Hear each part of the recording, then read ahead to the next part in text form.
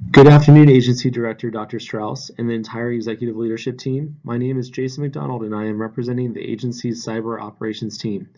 Our team is tasked with establishing and maintaining secure USG communications at the ongoing Five Eyes Summit here in London. This briefing will go over lessons learned from several high-profile attacks experienced recently at the summit and the team's remediation efforts to deny attacker intentions.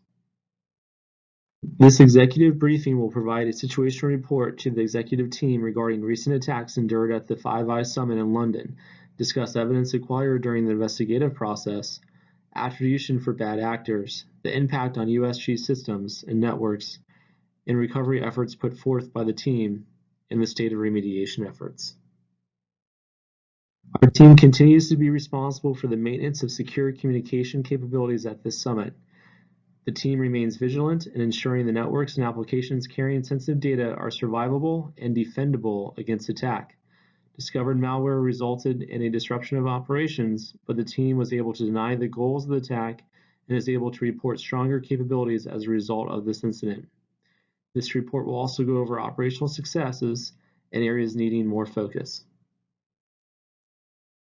The summit has not been immune to attacks. The department had alerted the USG cyber operations team of a compromise involving a USG participant who was unable to access his files. When others attempted to gain access through his agency's shared folders, the files were found to be encrypted. The cyber operations team initiated the business continuity plan and began its analysis by completing what would be two situational reports. The first incident was deemed to not be a violation of ISO 27000 with no loss of personally identifiable information. Another USG team member was hit by the attacker when they received an Excel document as an attachment via email.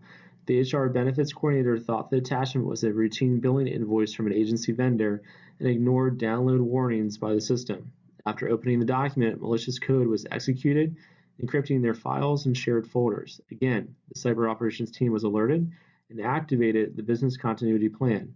During the analysis phase, the team created another SITREP and classified the attack as malicious code, ransomware, phishing as the US CERT category and deemed the incident as, again, not a violation of ISO 27000.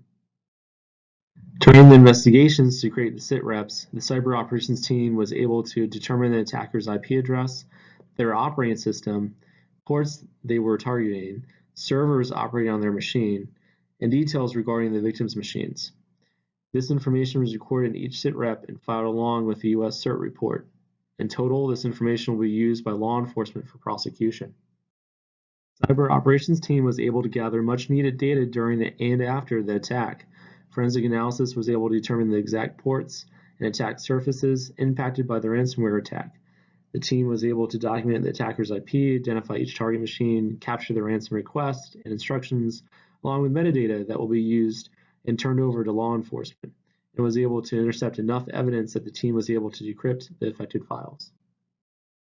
Analysis of HTTP traffic and malware indicators helps provide further context and reveal the moment the ransomware was uploaded to one of the agency's web servers within the Summit DMZ.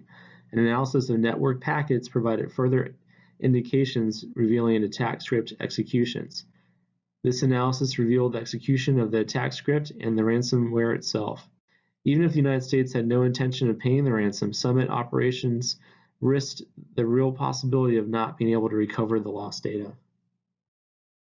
Through forensic analysis, the team was able to utilize forensic methods to crack the password hash, revealing the plain text password, leading to the discovery of the key, and ultimately the recovery of USG critical assets and data.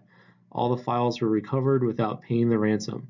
Post-containment, actionable information regarding the attack was shared with partner nations, and USG systems were reviewed to analyze current scanning efforts. The cyber operations team created a special business continuity plan to fit the operations being conducted at the summit. The plan helps ensure that summit participants can remain operational during periods of elevated force protection levels. The BCP can be used by the CISO to identify mission-critical systems and timelines to bring systems back online should an attack temporarily disrupt services. The plan also identifies policies and procedures for technology disaster recovery and processes for recovering critical communications capabilities. Most importantly, the plan allows for critical flexibility to ensure the survivability of people, systems, and data. The main objectives of the BCP is to develop, test, and document a structured plan that can be used to assist post-recovery efforts from an attack. The cyber operations team was effective at meeting the objectives of the BCP. The team ensured that employees understood their roles, wrote and enforced effective policies, and led disaster recovery efforts to restore communications following the ransom attack. These efforts allowed the team to restore services without having to negotiate or pay off the attackers, neutralizing their efforts. The team's effectiveness was augmented by its adherence to the software development lifecycle. The SDLC offers a scope of activities associated with an application ranging from the development of system requirements to its operation and eventually its decommissioning. Software assurance needs highlight the ongoing challenge to control malware attacks on Summit systems. The complexity of the problem grows when the variety of applications and devices operating on USG networks is considered. The problem of weak system architecture can be addressed by the risk management framework developed by the National Institute of Science and Technology. The RMF is a framework used to manage organizational risk and creates a security model for federal applications. Security within the SDLC should be an ongoing process. The development of requirements and effective policy controls should occur throughout the maintenance cycle of an application. Personnel should be continually challenged to improve their security awareness through ongoing training efforts. In addition, technical security controls should be installed on the network to provide host-based intrusion prevention systems and network-based intrusion prevention systems. Better role-based access controls will help with managing access to systems, and automated patching tools will ensure that systems meet current hardening standards. The Cyber Operations team assures software delivery at the Summit by continuously evaluating, specifying, reviewing, testing, preventing, measuring, and educating stakeholders and applications throughout the SDLC. These controls form the foundation for everything the team does as it delivers on its mission to ensure secure communications. Evaluation involves conducting evaluations of the current state of a software security posture and develops a plan for continuously maintaining and improving the application throughout its lifecycle. The specify step allows risk and threats to be identified so vulnerabilities can be eliminated before software is deployed. The review step allows code to be reviewed for security vulnerabilities that may be introduced during the development. The test step ensures that code is tested and verified against vulnerabilities. The prevent step incorporates security measures to prevent applications with known vulnerabilities from being released into production. The measure step ensures that security can be measured against success criteria and continuously evaluated and improved through all phases of the SDLC. The educate step ensures that stakeholders remain educated about security best practices to ensure that security remains well known and implemented throughout the SDLC. The recent Reviton ransom attack targeted critical systems at the Summit, resulting in the disruption of mission-critical operations.